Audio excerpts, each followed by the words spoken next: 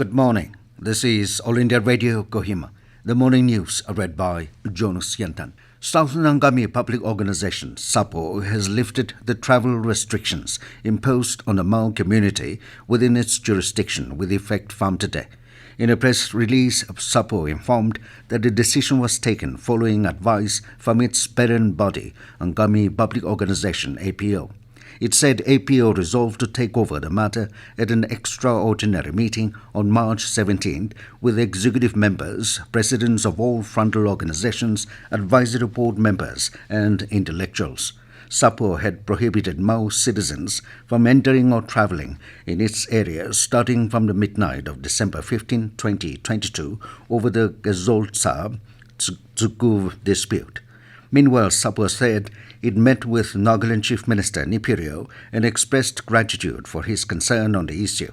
SAPO reiterated that redrawing political boundary of Nagaland or Manipur was not in its agenda, but it looked forward to resolving the existing land dispute traditionally.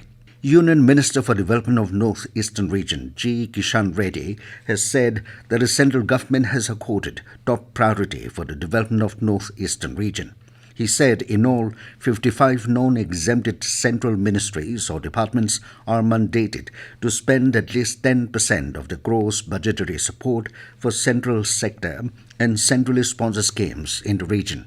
Reddy said central government ministries and departments have spent over 3,84,561 crore rupees under 10% gross budgetary support since 2014-15 for the development of North Eastern Region.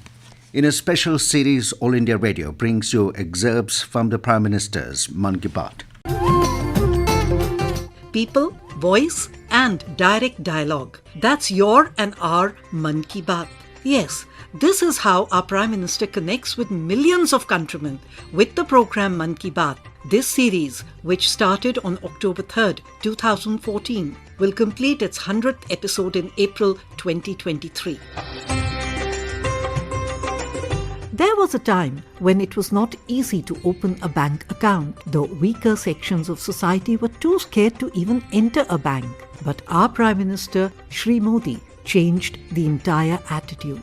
He launched the Jan Dhan Yojana on 28th August 2014. Since then, the total number of bank accounts of the common people has crossed 4 crore 65 lakh and their cumulative deposits stand at more than 1.75 lakh crore rupees. This is how the Prime Minister shared his views in Man Ki Baat episode on 30th August 2015 about the monumental success of this scheme. मैं फिर एक बार संबंधित सबको बधाई देता हूं और bank के अकाउंट खोलने वाले सभी गरीब से गरीब भाइयों बहनों को भी आग्रह करता हूं कि आप बैंक से नाता टूटने मत दीजिए। ये बैंक आपकी है, आपने इसको अब छोड़ना नहीं चाहिए। मैं आप तक लाया हूं, अब उसको पकड़ के रखना आपका काम है। हमारे सबके खाते सक्रिय होने चाहिए। आप जरूर करेंगे, मुझे विश्वास है।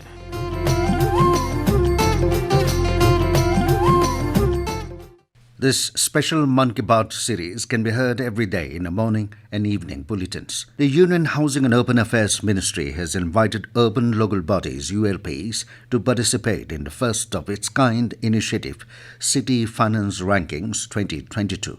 It has been launched with the objective of evaluating, recognizing and rewarding municipal bodies across the country on the basis of quality of their current financial health and improvement over time in financial performance.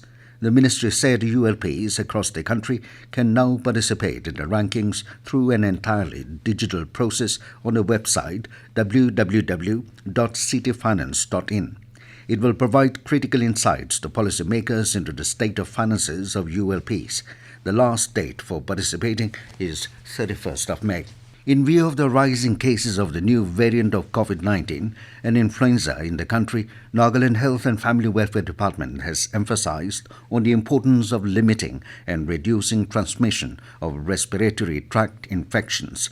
Principal Director Health and Family Welfare, Dr. V.P. Tonyo M. Sachu, in a press release said inadequate attention to personal hygiene, sneezing and coughing without protection in close proximity of other people and closed-door meet gathering, among other factors, contribute to increased transmission of viral respiratory pathogens like influenza A, including COVID-19.